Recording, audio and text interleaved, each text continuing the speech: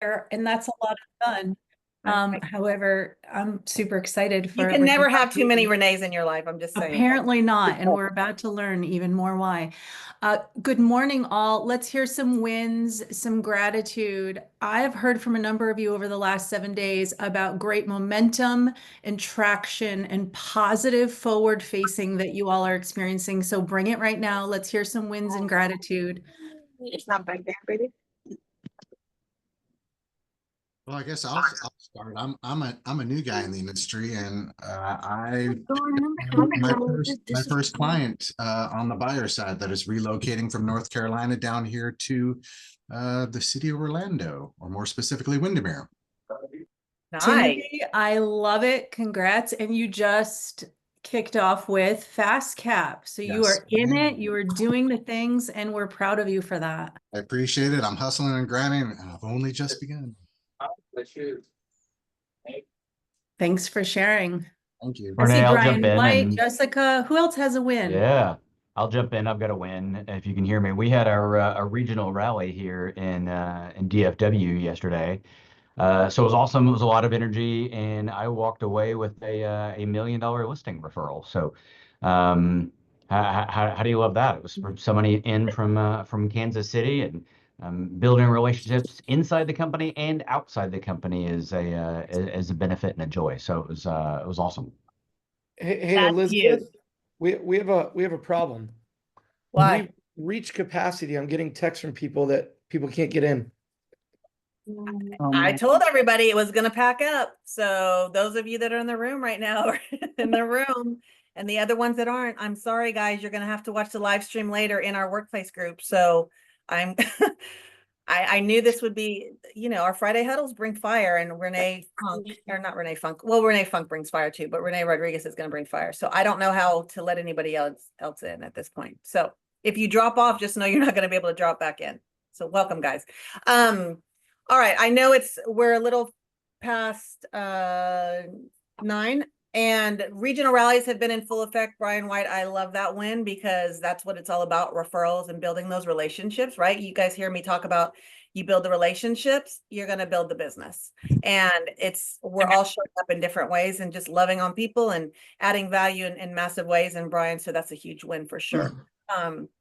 Rene Rodriguez, my friend, I see you at the whiteboard. That means you're ready for business. How are you? You're muted. Almost.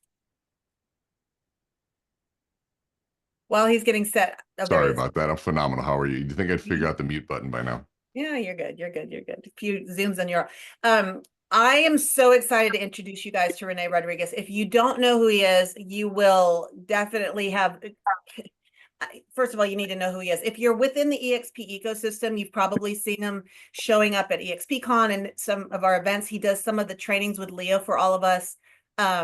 He is also, Rene, we can talk about this later too if you want, but we can, y'all mute out if you can. He also has a program within EXP that you guys can coach with him on a weekly basis. And so there's a lot of different. Guys, mute out for me, because I can't walk and chew gum and do all the things right now with everybody because we're maxed. Okay. Anyway, so he brings massive value to our ecosystem. I have been blessed to be in some private masterminds with him. He is a dear mentor of mine now and adds so much value to my life and my business. And so I'm excited to bring him into our group this morning. Thank you guys for being here. Rene, thank you for being here. I'm going to give you the floor, and I'm going to give you sharing screen if you need that as well. If you could do, we'll get kicked off this morning. If you could do co-host, then I can spotlight so we can see the whiteboard easier, or even just spotlight me. That'd be good. How's everyone doing? You got it. Good. Perfect. Let's see what we got here. And spotlight. Wonderful. All right. Well, thank you so much. How's everyone doing this morning? I ask a lot of questions, so make sure you keep your keyboards close, because we're going to have some fun this morning.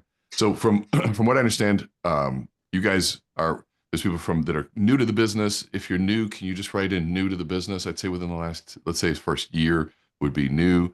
If you're 5 years plus, just say vet. I kind of just want to see what you guys have. And this is also my way of getting you guys to grab your keyboards and interact with me, because I'm going to have a lot of questions as we go forward here. This is good. Okay, perfect. I love this. Okay, this is good. Thank you. So my background, I don't know if you know anything about me, but my background is in behavioral neuroscience. And I look at everything from a science perspective. And about 4 years ago, I wrote this book, Amplify Your Influence. The whole purpose was looking at the science behind influence. And influence to me has been something that's very misunderstood. It's always seen as this offensive strategy of how do I go from my idea to get you to do what I want. But influence is so much more, which we're actually going to cover here in a little bit. But first, I want to do a little bit of math with you, because I just forgetting, are you guys for profit or nonprofit? I'm just trying to remember. If you guys are okay, good. For profit. Okay, good. Okay, good. That's good. How about families? Are your families for profit or nonprofit? I'm hoping that you're for profit as well. And really all that means is that you're going to make more than you spend. And for profit's not a bad thing, but I think we have to understand that we're in a business first in this. And through that business that gains profitability, the way in which we do that business is where we find meaning and purpose. That's where we find fulfillment, and everybody makes money and gets to pay their bills. And so that's a really, really good thing. And so I want to cover it from both of those perspectives. What's the business? And then how do we do this in a super meaningful way? But then you got to answer a really big question at the end of this. Why would people choose you? There are so many options when it comes to a real estate agent, so many options when it comes to working at different companies. Why would someone choose you? That is the hardest and probably the most important question that you're going to have to answer. But first, we're going to do a little bit of math, okay? So some of you in a minute, you're going to have to pull out your calculators. And Elizabeth and Renee, I'm going to ask you guys to see if my numbers are right on this. But I'm going to give you five numbers. This is one of the first things that I learned when I first came into the world of selling. I've been doing this for about 30 years, but in the real estate space, going on 25 of those 30. And so I'm very familiar with your space. I've worked with some of the biggest agents in the world, a lot of the mortgage industry, from an executive down to the agent level. So I do get it, and I have a lot of passion for what you do. And I also understand that there's some big struggles that you all have. And that is that selling is not typically at the top of the game, right? Where a lot of what you get in the real estate industry isn't really sales professionalism. You get a lot of order taking, people showing up and facilitating transactions that would have happened anyway. And so a lot of people think, well, how do I sell a home? Well, are you facilitating the sale of a home, or are you selling the dream of home ownership? And those are really, really different pieces. And so I want to start with some basic math, and I'm going to give you these numbers, and I'm going to call this sales math. Of course, I'm probably writing too big here. Perfect. Yeah, let's make it a little bit smaller. In fact, I'm going to use a different view. How's this view look? All right, perfect. So I'm going to give you these 5 numbers, and I want you to think, what might these numbers be? 1, 1.5, 2.5, 5, and 25. Anybody want to guess in the chat? Like what might those numbers mean? 1, 1.5, 2.5, 5, and 25. And it's okay. You'll probably get it wrong, which is okay. In fact, one of the things I learned a long time ago is that when we take a shot at answering something, even if we get it wrong, the fact that we get it wrong is a better and faster way to learn. So commissions, percents, number of years. Okay, we're getting there. We're getting there. So this is an inverted funnel. It's an inverted funnel, basically. It's right here, right? But it's backwards. And so let's break that down, or what that means. So basically, if I want one sale, I don't know what S there, sale. Can I stop? Right. I think, Elizabeth, I haven't woken up yet. That's what's going on. I need coffee. There we go. If I want one sale, that sale comes from 1.5 of something. And that's what I want you to think about. So what could that 1.5 be, right? So we're going to talk about dependent events. And here I got a sale. It comes from something. And I'll just give you the first one so you can tell you where we come from. We're just going to call it an agreement of some sort, right? Contract, agreement, whatever you call it, depends on where you're at, how you name these things. Now, here's a question. Can you have a sale without an agreement? The answer is no. I mean, I can't walk up to saying, don't worry, spit on my hand. It's a deal. I'm a man of my word. You can't do that. You have to have this. And so negotiating this would be a complete waste of time. So here's an example. I'm looking for a prop here. grab this piece of paper here, right? So if I wanted to make this piece of paper, what's the first thing that I got to do? What do you guys think it is? Write it down there. What's the first, if I want to make this piece of paper, what do you think I got to do? Remember, keep your keyboards close. Cut down a tree. Perfect. So if somebody says, hey, I want to make paper. Says, great, go cut the tree down.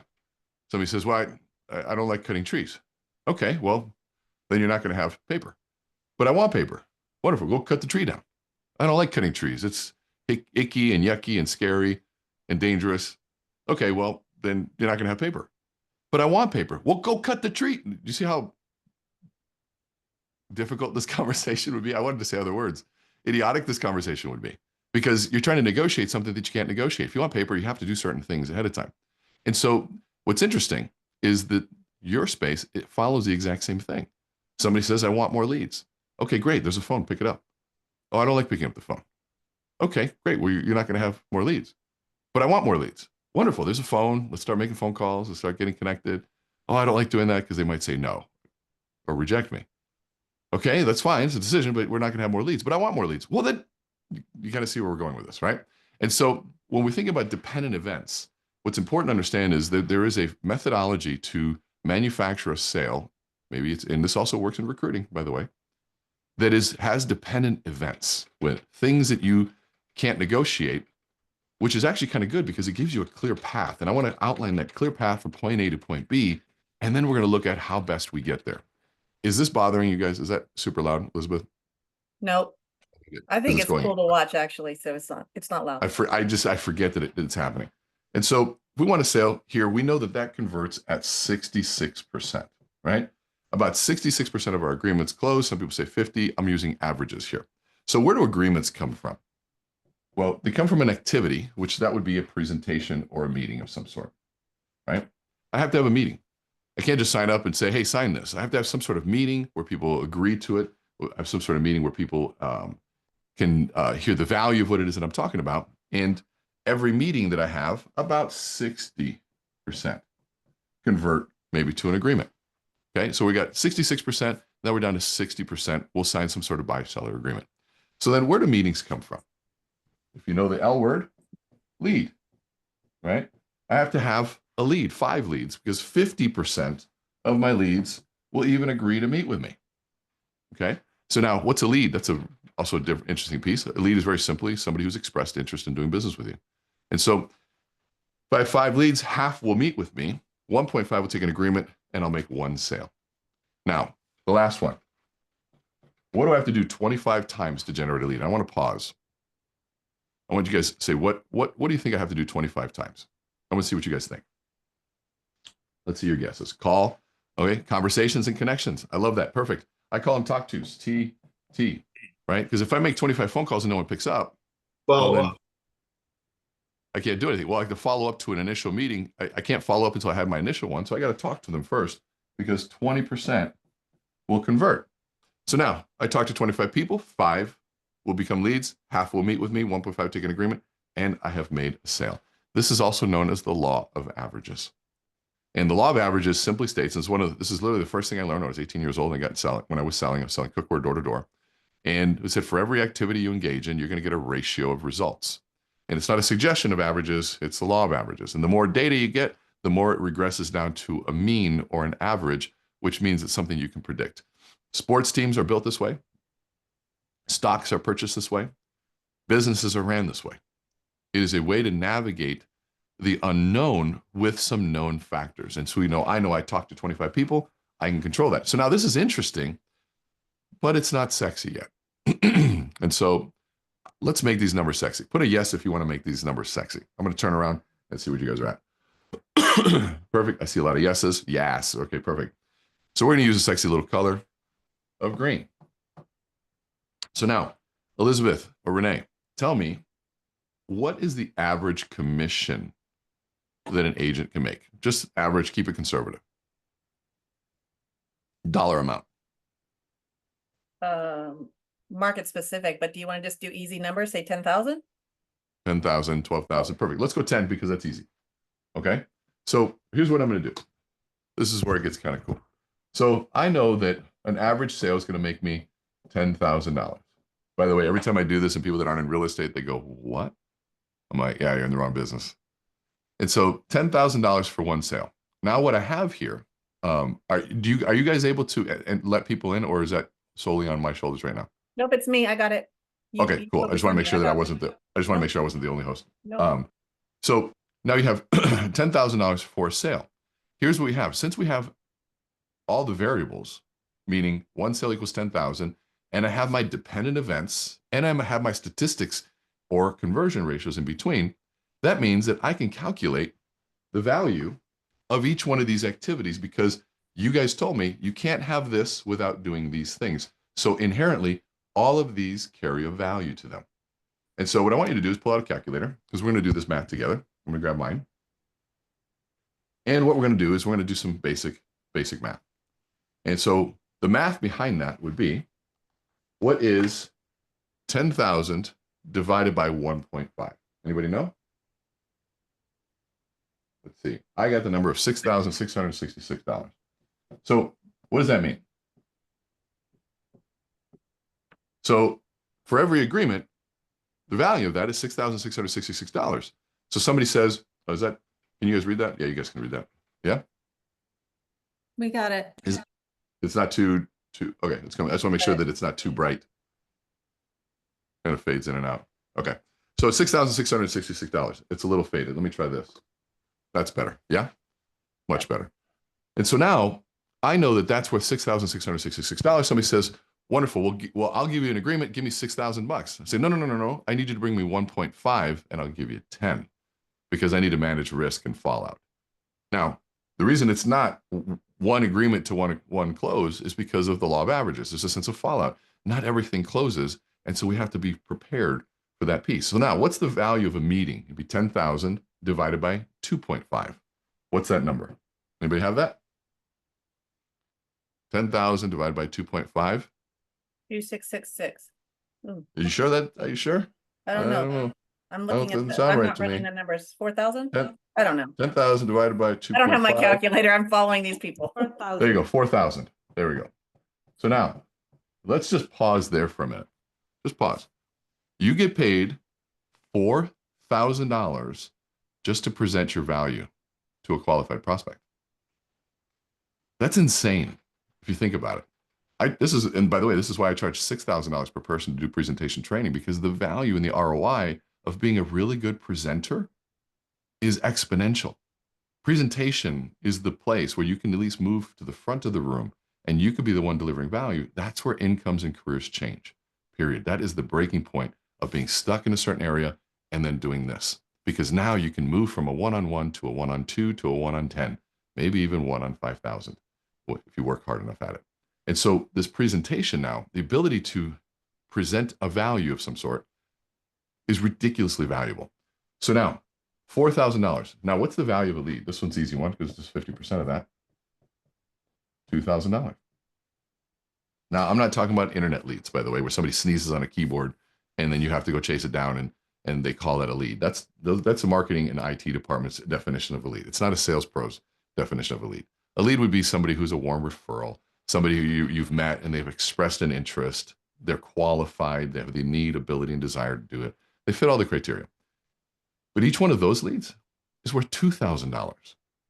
Now, let's talk about that for a minute, okay? If you had $2,000, right? In fact, let me just grab that.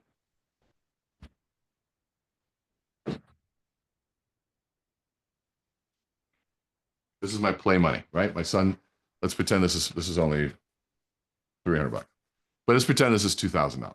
Okay, let's pretend it was $300. Would you take this $300 and just set it on the counter?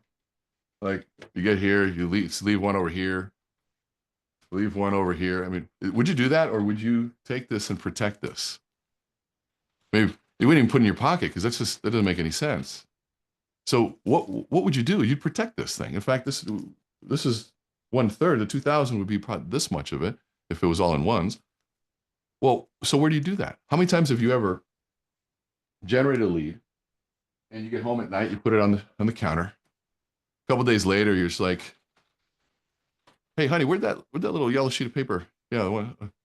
Oh, you threw it away? What was just thrown away? This, a lot of this.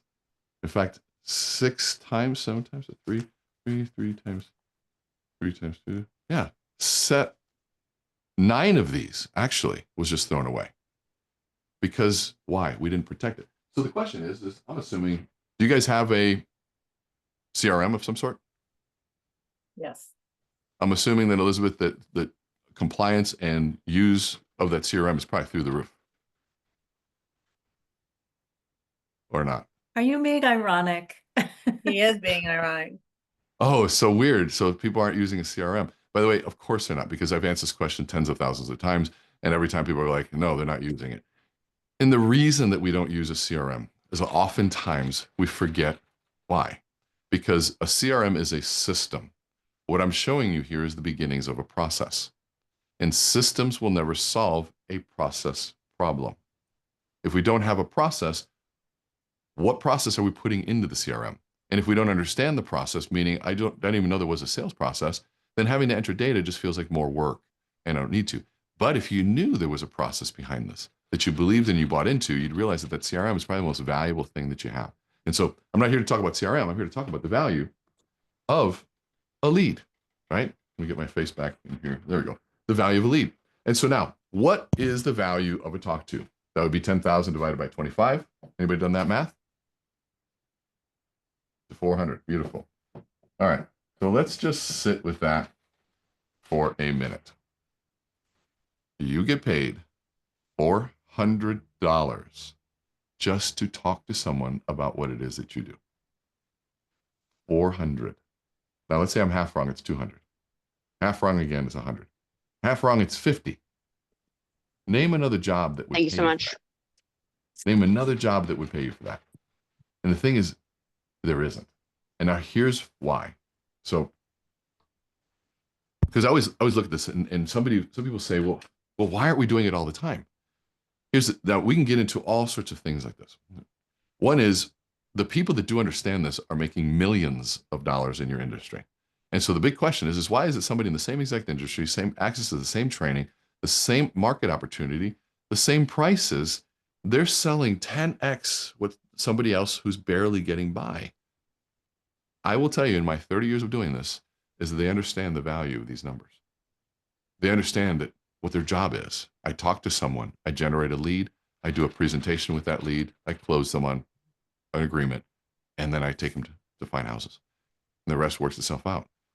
But what ends up happening is that we're not intentional about the process because maybe we forgot, or maybe we didn't realize, because if you don't have an association to a phone call and money, that phone call becomes painful. But the moment you realize, and here's how I know you're getting this, is because you're starting to look at your watch saying, how much longer is Rene going to talk? Because I got to talk to 3 people by now.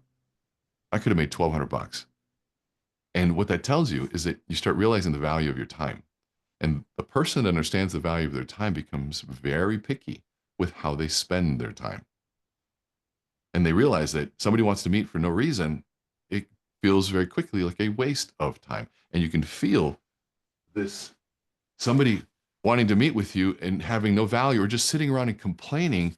It's just like, and once you realize that, you start protecting every single thing you do. I don't like throwing money around, so I'm still going to protect my money here. And so when we start realizing all of these things, it starts coming together. So now why do we share this with you? Tie down. What of this can you control? Can you control sales? Nope. Does that say, okay, make a sale right now? Okay, well, can you control agreements? Like, no. How about meetings? They're like, yeah. I go, great, meet with someone right now. Well, shoot, I need somebody that actually is qualified or that's interested. We'll do that right now. Well, I have to talk to them first. So you start seeing these are dependent. It starts here and it moves its way up. And the best part is the more people you talk to, the more leads generate, the more meeting opportunities you have. And so there's 2 ways that I can help you make more money. First way is have you do more of these activities, right? And if I have you do more of these activities, that's great. And by the way, if you're in the beginning, if you're new at this, it's okay that you're new. You have to make up in numbers what you might lack in skill and experience. So if I'm 9 out of 10, right? Which if I were to do this, I'd probably be about a 90% closer, maybe even higher. But I'd spend most of my time qualifying the leads, making sure I was there. I'd put myself in front of rooms and I would close. And let's say that you're 1 out of 10. How do you beat me? Well, somebody says you can. I said, oh, absolutely. I do 9 presentations, I shoot 10 presentations and I close 9. You do 100 presentations and close 10. That's how you beat somebody like me. And then guess what happens though? 20 presentations in, you're not closing 1 out of 10, you're closing 2. Now 35 presentations in, you close 3 out of 10. 50, now you're closing 7 out of 10 because something happened. It started clicking for you. But most people wait 3 or 4 years to get those 100 presentations in. I'm thinking to myself, how do I get 100 in this month? How do I get 25 in this week? Which means I just need 5 a day. And somebody says, that's insane. I said, well, there's an endless amount of people out there. It just depends on how hungry you are. One of my favorite things to do is coaching people who are broke, meaning people that have no money, they're brand new, and they say, I'm starving, I need this. I said, wonderful. That means you have to do what I say when I say to do it, no questions asked, and I'll do it one time with you. Now, this was back in the day. And they say, okay, great, I'll meet you here at 8 o'clock in the morning. And I go, and you already know what we're doing. I said, I go, what are we doing? They said, prospecting. I said, wonderful, because you ain't got a job, you ain't got no money, you got nothing else to do. This is the only thing you have to do is to go talk to someone. And so I pick them up, we go to the Starbucks. I think it was actually Caribou Coffee. And I show up and I pull in the parking lot. It's 8:15 now. And I look in there. I said, what do you see? They go, prospects. I'm like, yeah. I said, how happy are they before their coffee? Not happy at all. I said, great. I said, so we're going to test this theory out in the worst of possible circumstances. And so what do we know? If we want a lead, that means you got to talk to 5 people. For every 5 people, you get 1 lead. I said, so we're not leaving until each one of you gets 1 lead today. And all you got to do is talk to 5. Now that could take you 5 minutes. That could take you 5 hours. And so we go in, and of course we're standing in line. Coffee's up there, and they start getting real curious about the coffee. Like, oh God, yeah, man, I wonder what I want. So many options. And I'm just sitting there watching these guys. They're like, oh, no, go ahead. Options. What are they doing? Of course, they're procrastinating. So I let them do that for a couple minutes. I go, do you guys want me to start? They go, yeah, go ahead. I literally turn to my right, see this lady over here, and I step forward, and this is what I said. I said, hey, you want to play a game? This was her response. Legit, her response. She goes, oh, okay. Right? And so you got 2 things. One is this like cautious but curious, right? Tim, whose name is about 6'5", he sees that I did this. He gets so upset that it was so simple. He literally grabs me. He goes, I'm sorry, my boss is having us play this game. And I'm off. I grab my coffee. I sit in the back corner. I look at the entire room, and I just watching my coffee. And about 20 minutes later, first guy comes and sits down. He just sits down. He sits in the chair. He's like, I got a lead. I'm like, awesome. How many did you talk to? He goes, 5. I'm like, well, isn't that weird? And he sits down. I said, sit on this side. We'll watch John go this. And John's going. And all of a sudden we see John. He's sitting down at this table with this seemingly like a grandfather, like a dad. He's got his arm around John. He's got his wife and his daughter there. And he's just talking, and they're just talking. And John's just like with his coffee, just like, right? And he comes back and 10 minutes later, and he's like, I got a lead. They'd love me. I'm like, what happened? He goes, well, I just went around and I said what I was doing. And the dad said, wait, hold on a second. Sit down. My daughter's looking at buying a house. And they just love me. And I go, how many did you talk to? He goes, 6. I'm like, law of averages, right? It was 6. And so the reason I share that story with you is that when you understand this mathematics and you understand how this works, and you have a belief in what you do, and then you get good at what you say, you get to pick your income. You truly get to pick your income. But it's going to require you to make some massive changes of how you spend your time. And that, my friends, is not easy. For me, for anybody, it's not an easy thing, but it's possible. And more importantly, it's worth it. So what's the real reason I want to share that with you? Is because right into the garbage. That was cool. You should have seen that one. Because of all of these things, the only 2 ways that I help you make more money is to have you do more of these activities. The problem is you'll run into a bottleneck, which is time. You got to sleep, you got to work out, you got to do the things. And so the other way of helping you make more money is to help you in this area, right? This would be quantity of activity.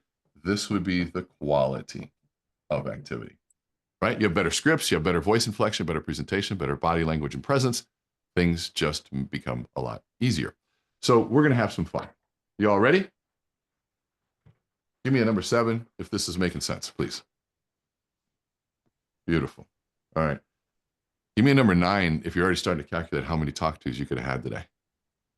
Let's see what you got. There you go. That's good. I want that frustration. That's a good thing. She goes, I've had 0 today. Oh, all right, good. I love that. Yeah, hurry up, Tim. See, Tim, that's awesome, man. He's like, get on with it, Rene. Come on. He's like, yeah, you're cool. You wrote a book, blah, blah, blah. I need to talk to somebody. That is a sales pro in the making. I love that, or one already existing. So now, Tim, and for all of you, we're going to focus on this little piece right here. We're going to focus right here on how to have the meeting. But more importantly, the most important part of the meeting is who are you? And so now, I want to, for this piece, what we want to do is I need a volunteer. And before I have anybody volunteer, I need to set some parameters, right?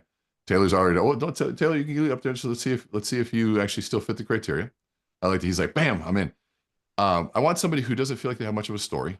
Somebody feels like they're not good at this, or, you don't have to be great at it, but is really looking to figure out how in the world do I answer the question of what do I do? And how do I open the conversation and let people know a little bit about me? If you've already got this mastered, I would say, let's make room for somebody who needs some help. But if you're looking to grow in this arena, I would do that. Taylor, does that still fit you? I'm not sure, so I'm going to say yes. Okay. Well, I like where you're going with it. Okay. So the next piece, Taylor, is you have to allow me to coach you real time. Okay. Scott says he's not good at this. Okay. Perfect answer. That's good. See, you gotta have some good buddies. All right. So Taylor, are you willing to let me coach you through this process? Yeah. All right. Wonderful. It may not be easy at first, Okay. but it will be fun. Where are you from, Taylor? So it's Chico, California? Yes, sir. Wonderful. All right. So here's what's going to happen. I'm going to ask you a question, okay, and let's see what you do with it. Who are you? What do you do? What makes you unique? Say that. We'll say it one more time. Who are you? What do you do? What makes you unique? So my name's Taylor. I'm a real estate agent, and my name's Taylor. I help people buy and sell. Well, yeah, I have no idea. This question sucks, doesn't it? Yes, it does. Yeah, it sucks. And so now, would you say, so I make influence really simple. I judge on a 0 to 1 scale. 0, you're moving away from your influence. 1, you're moving towards it. How would you rank that, 0 or 1? 0. Good. You got the hint. That was an absolute 0. By the way, and here's the best part, is that that's okay, because you answered like most people answer, which is what we call the question trap. And you did that because I put you in a trap.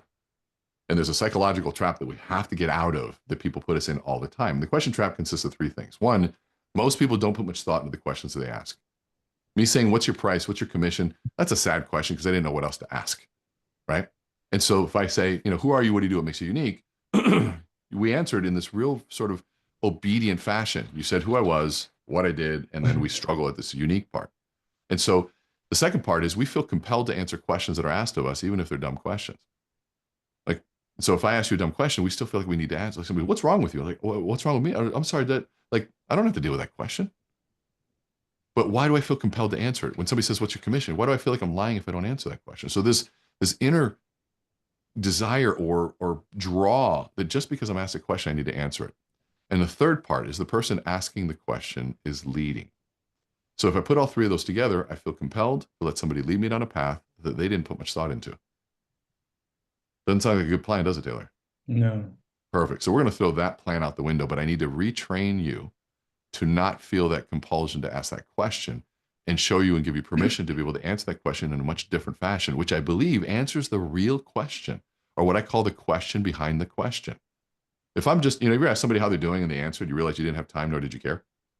Right? Hey, how's it going? The person's like, oh, it's been, gosh, one of those days, man, government this and this and that. You're just like, why did I even ask?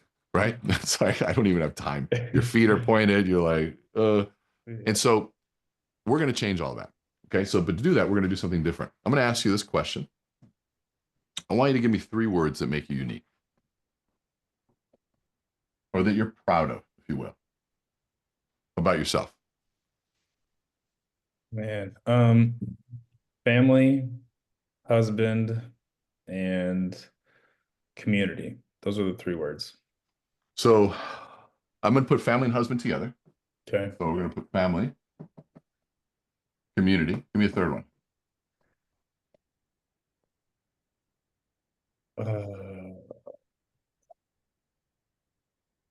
I'm not interesting. I have no idea.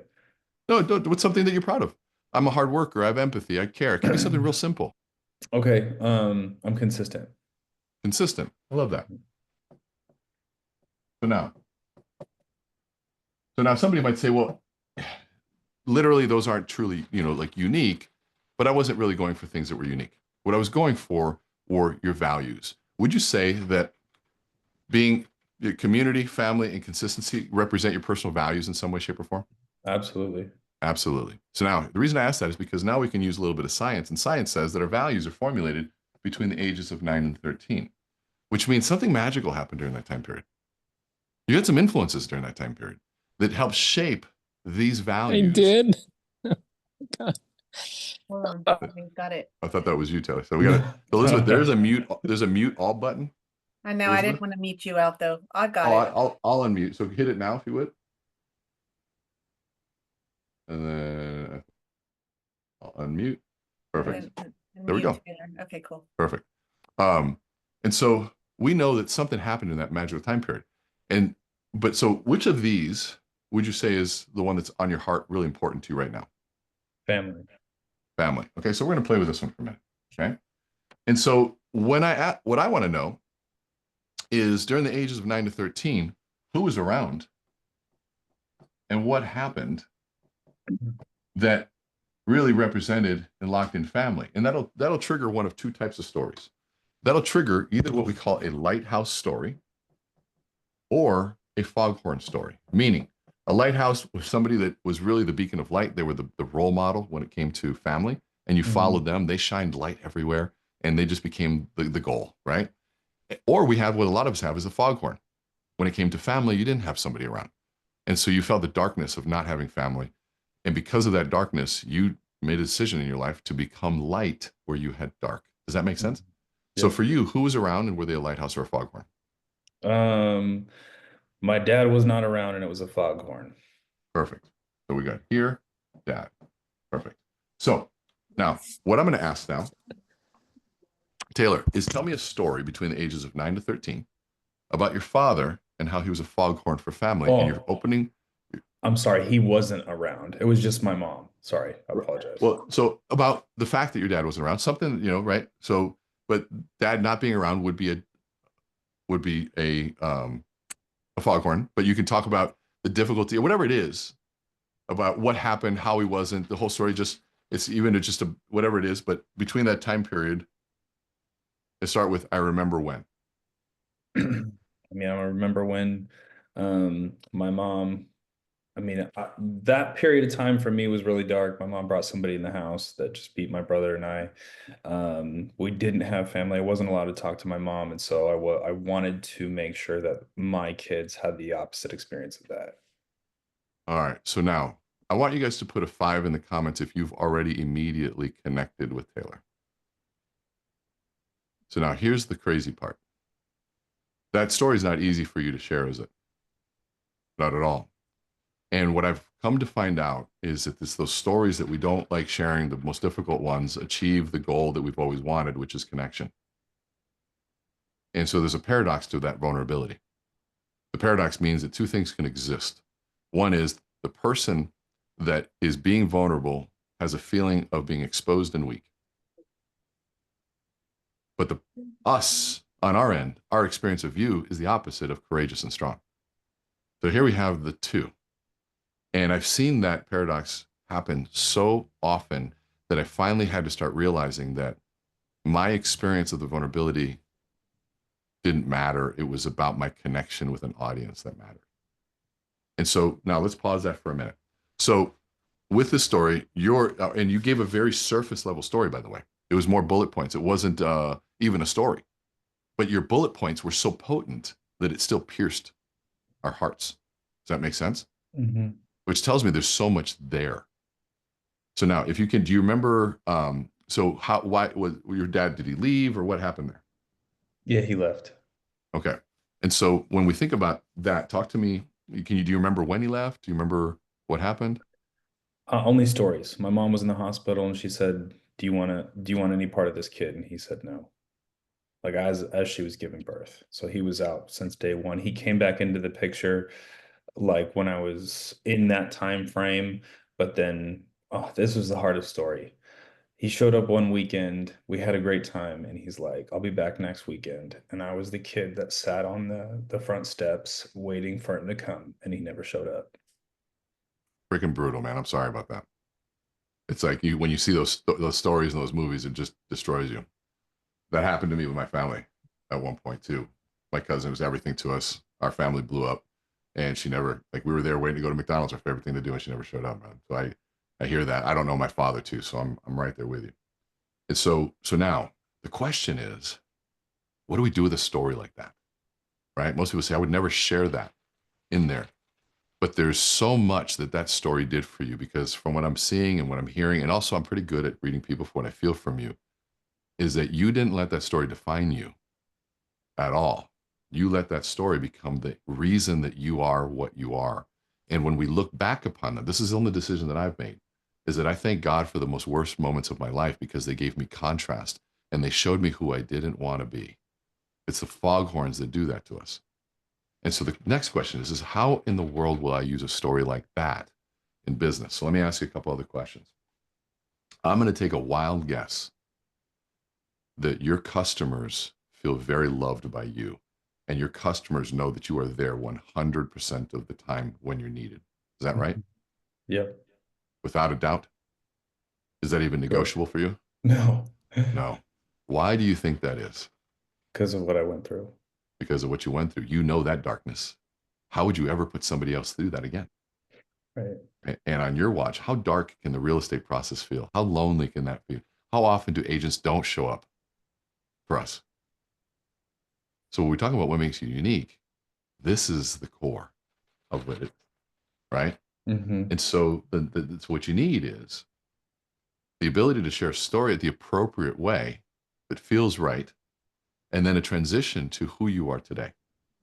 Because I'm also going to guess that you were that kid that if somebody felt left out, you were the one that went and that sat down next to him.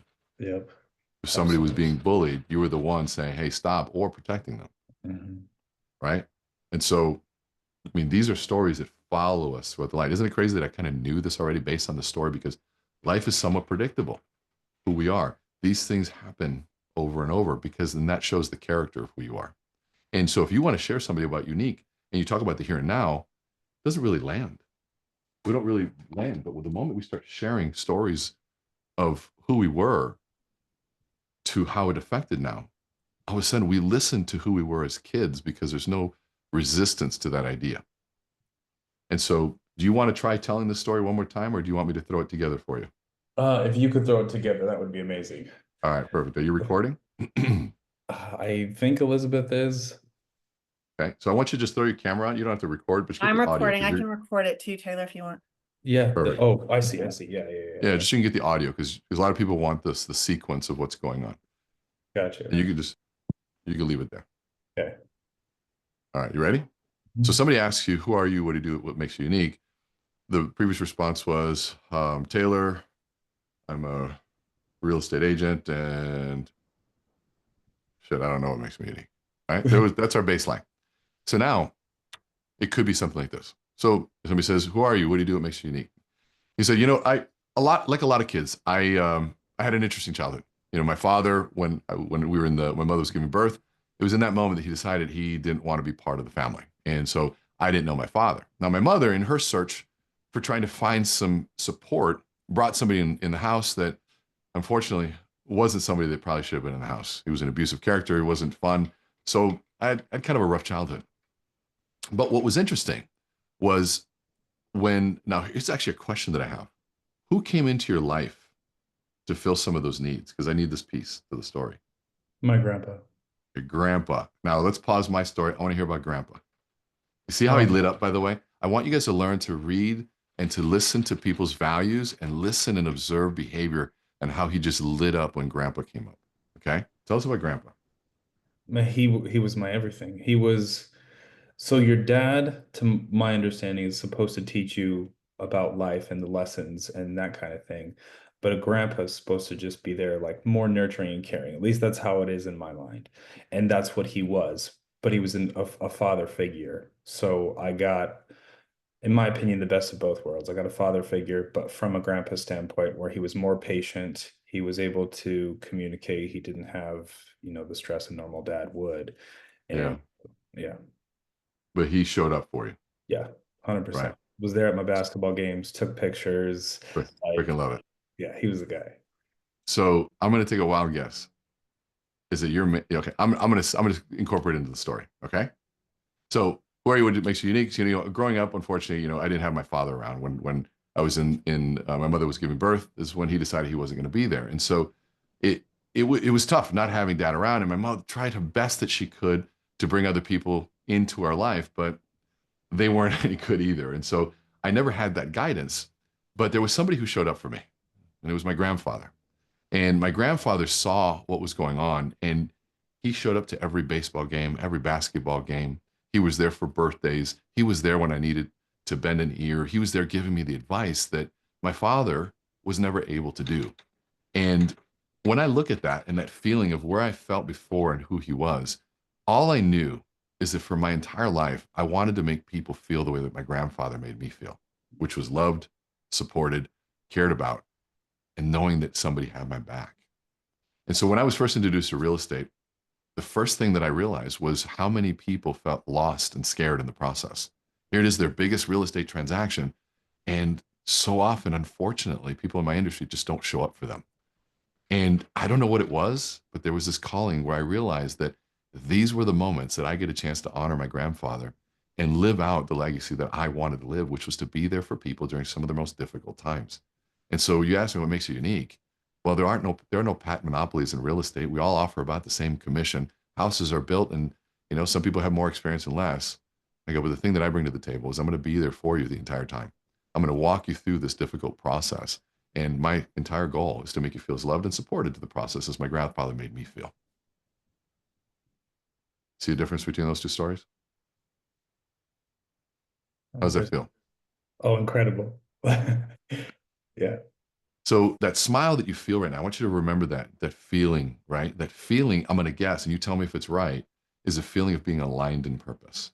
And Oh, feeling, yeah, and that feeling of taking this really dark past and using that to fuel and light the future that you get to create. Because I look at this as saying, thank God that a lot of us had darkness, because at least we know what it's like. It allows us to understand the value of shining brightly.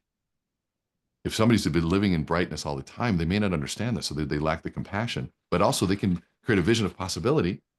But the contrast in life is what helps us understand it. And in real estate, I mean, commissions are all the same. Everything's the same. Who am I dealing with is what makes the difference. And so now that story for you, what do you think your conversion ratio is going to be on a story like that? Oh, so much higher. Mm-hmm. And the way I look at that, I say good, because this industry needs the good people to win. Excuse my language, a lot of shitheads winning out there. And all that means is the shitheads understand the math. And they're putting that math to work, which, you know what? Good for them. But let's the rest of us bring this to the table where we understand the mathematics of what we need to do. So you got to get out there and do this. And yes, you will suck at first. Just like everything, you didn't walk the first time, you didn't ride a bike the first time. These skill sets won't come together perfectly, but you could literally botch the story and still win, because it's yours. It's who you are. And now we can do that by engaging in an exercise like this. So let's all give Taylor a big round of applause. Give him a heart, just to tell him, what he did for us. I don't know if you got to find the heart or number or something. Give him some love. Rene, just seeing him Taylor just completely evolve differently, and that whole process was pretty cool for all of us. Taylor, just so you know, you have everybody in tears. My phone's blowing up. Yeah. Amazing. Rene, somebody was asking, and I know the answer to this, but somebody was asking if you can use the same with a lighthouse, right? Oh, absolutely. We need lighthouses and foghorns. If all we had were foghorns, we wouldn't know what light looks like. Remember? So it literally, we need the balance. And here's the thing. My mother was everything to me growing up. She was a lighthouse and a foghorn. I am a lighthouse and a foghorn to my kids. Just depends on what scenario, right? And so what we look at is whether it's lighthouse or foghorn, I don't look at it as a judgment as good or bad. I look at it as, is that direction I want to go or not? Or does that illuminate the path? Well, I have darkness in something that I need. Well, now I know what it is. Somebody sent me this quote the other day, and it's from my favorite poet. I'm just going to grab it because it's perfect. And because I always say, I go, I have a real simple decision to make. When it's dark, it's my time to shine. That's just what it is. If it's dark right now and nothing's around, well, that must mean that it's my turn to shine. And I'm going to read this to you. It says, if everything around seems dark, look again. You may be the light. Wow. Like we wait for someone else to shine when it's dark, but maybe, like, to me, I go, what if that person doesn't show up for me? Well, then maybe it's my job. Maybe I was chosen to shine right now, and I don't feel like shining. Tough shit. You got to shine anyways. And so to me, when we look at the shit that happened in our life, I can't change the past, but maybe I can turn that into a different behavior now, or I can turn that into the purpose and the momentum as to why I don't want people to feel that way and how I don't want to feel that way. So to me, why not? We can't change the past, but maybe re-narrate it in some way, shape, or form. Tell a new story about it. Turn that into something that maybe benefits the world. And we say now, and by the way, there's a name for this. It's called Amor Fati. A-M-O-R Fati, which means a love of fate, which really means that I love my story, even the tragedies of my story. And I go, well, why would you love the tragedies? I go, because you can't change it, number one. And so why not love it and find something good with it? What other choice do you have? Try hating your story. See where that takes you. Try falling in love with your story and thanking God for the tragedies and the contrast and the difficulties so that you at least have the empathy, and see where that takes you. I know my choice. That doesn't mean it's easy. Taylor, you were freaking awesome, man. Thank you for doing that. Thank you. You're Nate, awesome. thank Bravo you to you. for coming along with me. Yeah, thank you. And Absolutely. Rene, you are incredible, my friend. I am so grateful for you. And I know everybody on here is as well, for just pouring into us this morning. And I know people want more of you. And I know there are a lot of different ways to get access. Y'all, he did write the book, Amplify Your Influence, which is incredible. I highly recommend you guys go get that. He's got private mastermind. Like, Rene, tell them, I can tell them, but you tell them what ways they can get into your I'm trying to find what I didn't prepare any links. So normally we have those. I'll send it out on the group chat to y'all. yeah, I'll send it out in workplace, but let me grab my other, just keep talking for a second. I gotta go to my other screen real okay, quick. so y'all, he has a program, and a lot of you heard me talk about this. I did his Amplify, his private mastermind. There's 10 of us in a room for 2.5 days. And I did that in February, and it was life-changing. I'm going back in August. So there's Amplify, it's AMPLIFII or something like that. It's 2 I's in the end. So he has those throughout the year. If you're with EXP, he does coaching within the ecosystem once a week. I've got the links for that as well. And then he's got just so many other things. He's on the road quite a bit. There you are. Yeah. So thank you, by the way. Yes, we do. By the way, we have what's called our circle of influence, and it's I do what you just saw here. I do 1 time a week, and I do it one time a week. One is a joint session that has me and my network. 2 of these are joint sessions with me and my network, and then 2 of these are just for EXP. Now, here's the crazy part. 5 people showed up yesterday. 5. And so this is, normally I sell this at $297 per month because of my relationship with Leo, my love for EXP. You get all 4 of those for $97 per month. That's 4 trainings, plus you get all of the back videos. But then on top of that, we've created a community. There's going to be a community within there, so other like-minded people where we can share this stuff, and you'll have access to all sorts of things, even lives and trainings. It is the most affordable, no-brainer thing you'll ever do. You can also try it free your first month. So come in, check it out. If you're brand new, I'll give you a month's worth of content for free, and you can check it out. I just put a link there. Okay, perfect. I am we're actually launching this in about 15 days. We call it Influence Mastery Program.